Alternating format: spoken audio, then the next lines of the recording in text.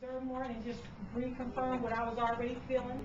And so it moved me to that position of peace where you see that lake because of her grace.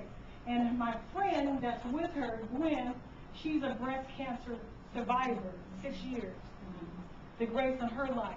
She made it out here, and she would have been here, matter of fact, today, but 30 minutes out, this is how God will protect you. Her car wheel blew. Wasn't supposed to. I said, that's all right, don't worry about it. She said, well, I wanted that to know you stay home, you rest. It's okay. Your grace has already been supplied. And your grace and Jewel's grace got me to this point. You're okay. Okay? And so she encouraged me, because when she came to the retreat that time, that Jewel's retreat, I was in fear about a lump that I felt in my breast. I was in fear. I didn't tell anybody about it. I didn't share it with my family. I didn't want to say anything. But when she came up to that retreat, I shared it with her, and she said, "You need to go get that checked out." But this is the power of grace. And so I went and got it checked out. Thank God, there's nothing. There's not any cancer. It's not cancerous. But let me show you how awesome God is. But that grace was not just for me, it was for someone else. I shared this, what I'm sharing with you, at something with Emmanuel Ministries. I was emceeing.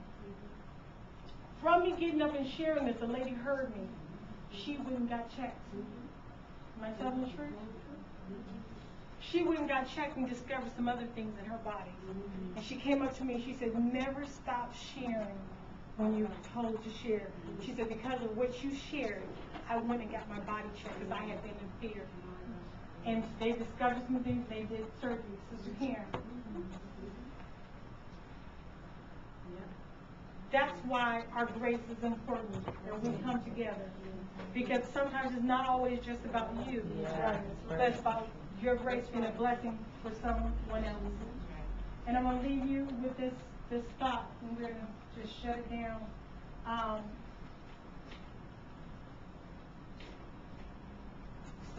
There's a cave that exists in New Zealand. And I'm sharing this with you because I want you to know that everything that you have in each of you are self-contained. God has already given you what you need. As simple as it is to this cave in New Zealand, there's something called a glowworm. I don't know if you've ever heard of it. But in New Zealand, there's a place called something grotto within New Zealand.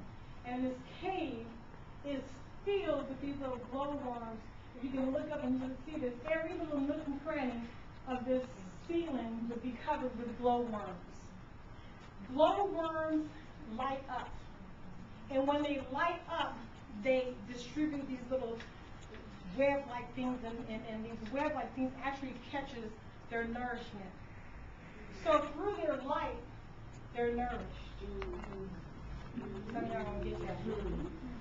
Through your light, you are nourished.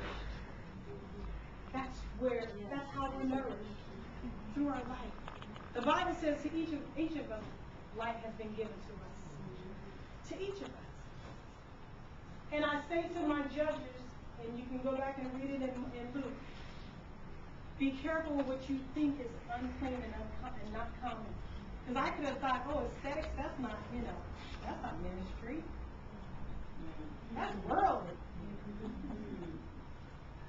But Peter was sent a vision. Saw it 3 times. He says, I ain't eating no unclean thing. Matter of fact, folks were giving him a hard time. What does a circumcised person do with his uncircumcised folk? But he said, but the Lord showed me to go there. And when he went there, he shared something, and those people were filled with power. Don't question what's clean and what's unclean.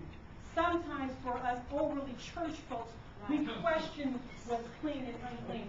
God is changing the perspective of the church. It's not man's perspective. I have as much church as my aesthetic folks as I do in a church with tamarines and music going. I get as much love from these women right here who have been with me each day in my teaching, because it's the spirit of love that's in them. I don't know how much word is in them. I don't know any of their background. Don't know. But they just love. And he said, you're going to know them by how they love. Some of what this love that we appears, this form of godliness that we're seeing, it's all an appearance. It's a form of godliness. There's no substance to it. True godliness is not about the building. True godliness is from right here within. Absolute peace, absolute love, intelligence, creativity. It's all self-contained. You don't have to go looking for it anywhere.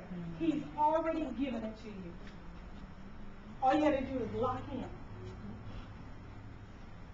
Be in faith. Have your focus. Listen to the manifold of wisdom. Move in your manifold of grace that he's given you. And then share the love. Because when you share it, it's going to become exponential. God bless you. Thank you for coming.